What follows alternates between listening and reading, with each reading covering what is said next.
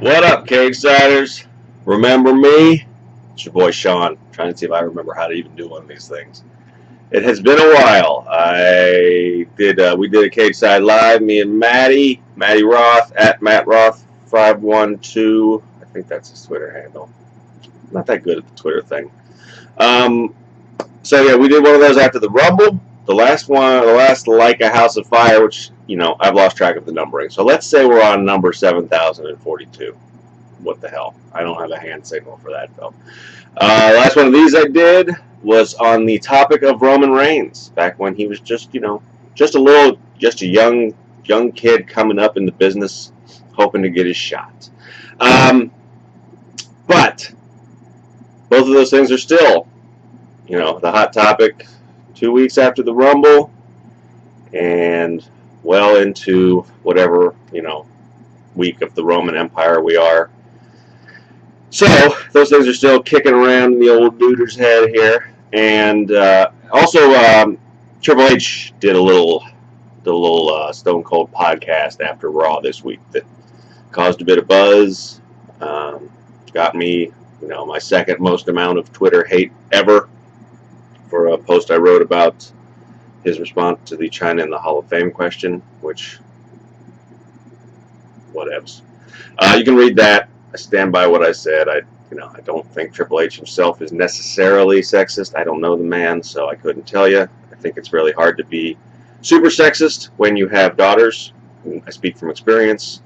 So, but I think his answer was, either designed to create controversy or just was sort of came from a personal place and came across as sounding a lot worse than and a lot more sexist than it probably should have. I think there's some double standards at play, and I don't know. Anyway, that's not what I wanted to talk about, but I still feel a little bit defensive about it. So don't be mean to me. So what I want to talk about is the reality era, which is a Triple H. I don't want to say creation necessarily, but I think he played a pretty big role in creating it, and I think he's really invested in it, at least partially as a result. And I think, that creation, I think, goes back to the curtain call with the Click at Madison Square Garden. Certainly there are other little cracks in the kayfabe curtain before that, but that was a big one. And, and from there, that friendship backstage becoming an on-screen stable or two in a couple of different companies, I think is a part of the reality era, almost as much as CM Punk's pipe bomb, which I think is the sort of traditionally accepted start of the reality era. So I think that's why I say that Triple H played a part in creating the reality era, and somewhat by necessity. I think in today's world with the internet and mainstream outlets like TMZ trying to get scoops on wrestling related topics, I think it's pretty much impossible to keep old kayfabe up.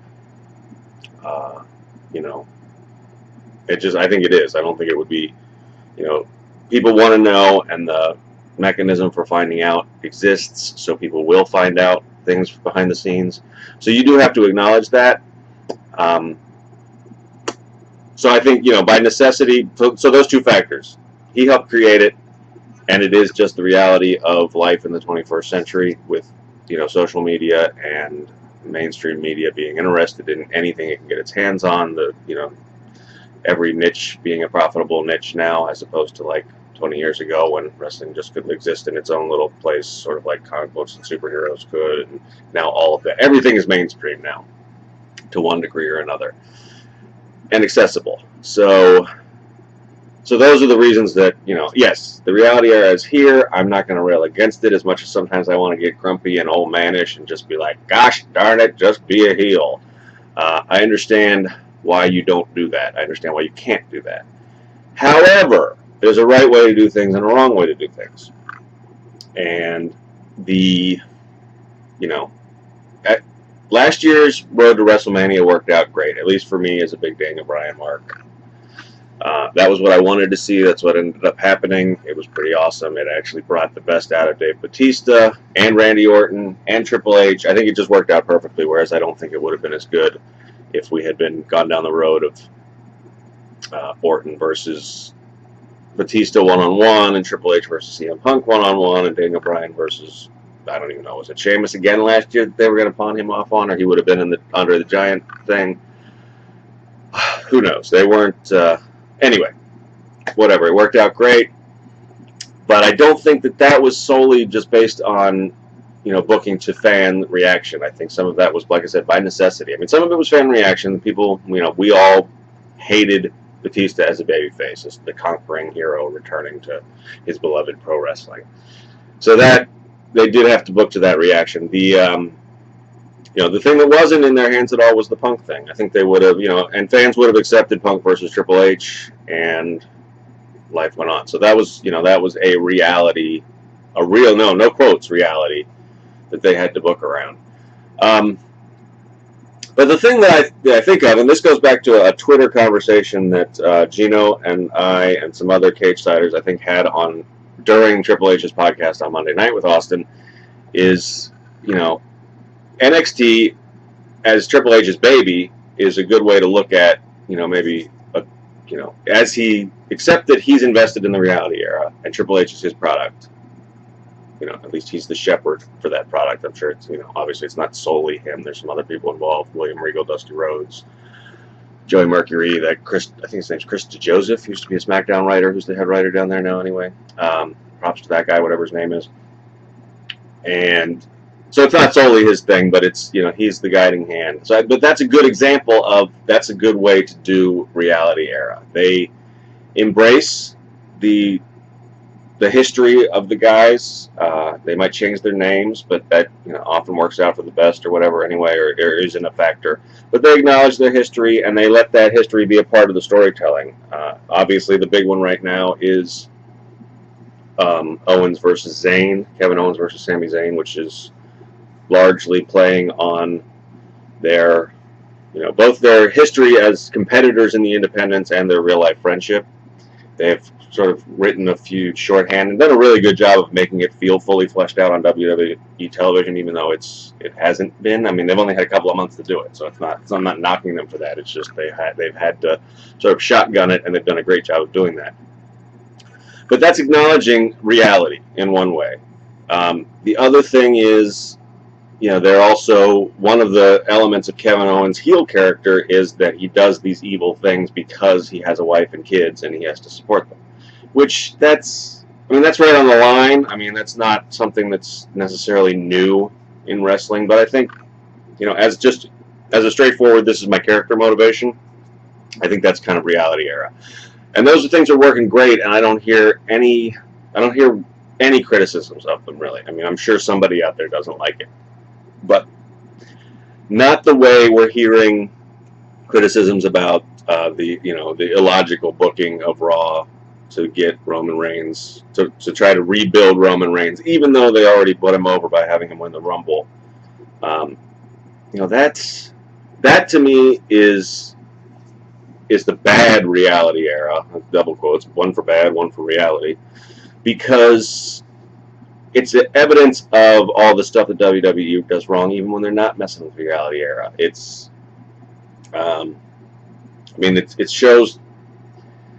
It shows the lack of forward planning, which I understand. Sometimes you're not going to be able to map everything out, and shit happens. I mean, Reigns got hurt.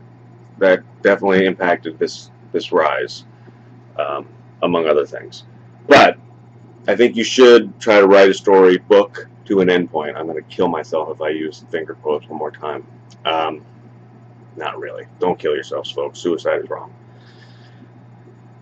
I just punched myself in the face. So that's one thing. Two is the character motivations are sort of fluid in this scenario. Reigns' motivation has gone from, for a while he sort of wanted revenge against Seth Rollins, but that went away. He's definitely always wanted to rise to the top, but, what do titles even mean? Now it's like he's doing it for his family, sort of, but he's also, now he's actually, folks are getting interested in him again because he's not giving any motivation. He's just sort of sounding like a badass and a little bit heelish. But that's all over the place. It's really hard to connect to a guy when you don't have, that's what, for a lot of the things that I think appeal about Daniel Bryan. One of them is that it's been straightforward. I love wrestling and I want to wrestle on the biggest stage possible. And we can get into back and forth, which is another thing I got a lot of crap about this week. Is there was a Roman Reigns interview that I transcribed while reading another site's quotes about, and I botched it a little bit. I tried to correct it. But he still, I mean, he doesn't come across as I love wrestling anyway. But irregardless of that, irregardless isn't a word, I'm going to punch myself in the face a lot when this is over. I'm rusty. I got to do these more often. Reigns doesn't have that driving sort of basic reality era even focus. He's kind of all over the place, and it makes it really hard to connect to him, I think. And, oppose that to somebody like Seth Rollins, who's been pretty clear, I'm a Weasley heel who wants to, who will go take any means necessary to run this show. So, I think that's it. So we don't have we're not booking to an end point. We don't, and these are all things I feel like it's one of the reasons why I don't do more of these, because I feel like I have the same things to say about every angle and every story, and it's always it's the same goddamn critique. You should have a character Bible. All of their actions should be based off of that. The performer and the writers should understand that, and you should book with an endpoint in mind. I mean, this shouldn't be helter-skelter, and that's what the scrambling to figure out how to deal with the Philadelphia crowd's reaction to Roman Reigns has all felt like scrambling. And, we don't want you to shove one predetermined thing down our throat, but I feel like,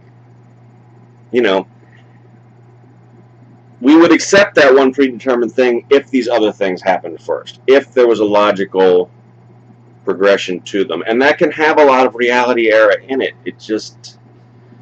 It shouldn't feel like you are letting the fans book the show. It shouldn't feel like whatever Cyber Monday, that show they used to have, where allegedly we all voted online and then they booked the matches, or the WWE app matches, all those things.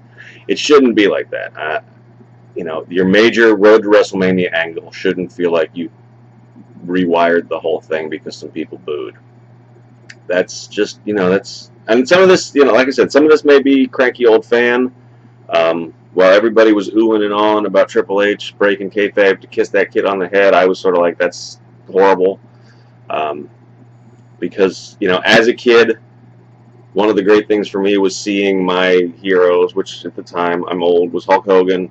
And I wouldn't have wanted to see Roddy Piper stop to kiss a kid on the head and say, don't worry, buddy, it's going to be all right. That would have, had that happened to me, or even just I knew that happened to somebody else, that would have changed the whole nature of my relationship to pro wrestling, because, it wouldn't have felt as good when my guy beat that villain. So I think it's a fine line. I think like I said, you got to do the reality era, but you got to do it smart. You got to do it. And right now, the best example of doing it smart is what the product that we get on Wednesday nights from NXT. Know what those factors are, incorporate them, and roll with it. And there's going to be times when fans are going to revolt, and you're going to have to react. But I don't know. I think if you have those other things in place, I would be curious to see the WWE product with all this other shit in line. These are our characters that we consistently present, and this is the elements of their backstory from real life that we allow to come in, and here's how it plays out, and then see how they adapt. I hope Roman Reigns succeeds. I really do. I think he's got a lot of skills. I don't know. I haven't seen Top Guy yet, other than look, but God bless him. I wish him no ill will, and I think he does have a lot of skills, but I think they have made it really hard for him to connect to people, and I think that's going to be hard to overcome, because I think again, broken record, but they want to be treated like an entertainment company. They want to say we're competing with Hollywood. Well, then you need to create your product that way, because right now they wouldn't, movies that are written to focus groups end up being crap, just like right now the WrestleMania main event picture kind of looks like crap. And that sucks, because Brock Lesnar's in it, a rising star like Roman Reigns is in it, Daniel Bryan's in it. This could be like exciting stuff, and I guess it kind of is, but it's got this undertone of cynicism that you know, I have, and I can't blame anybody else for having, because it feels like we don't know what we're doing. We know that we want this guy to go over, but we don't. Other than that, we haven't put a lot of thought into it, and that makes it hard to support the product. So that's like a House of Fire for the first time in 2015, I believe. Wow, I suck. So I will try to do these more often. I'm trying to think. Maybe Fridays is a good day for me to do them. With everything else I got going on in my life, poor me, boo hoo hoo. I have to talk about wrestling for money on the internet. I know. I'm gonna get heat like Roman Reigns. I'm just a guy trying to get rich. Hopefully. That's gonna be my new sign off. Hopefully. Anyway, bye. Deal with it. Love you guys. Seriously, deal with it. Oh, seriously, you have to deal with it.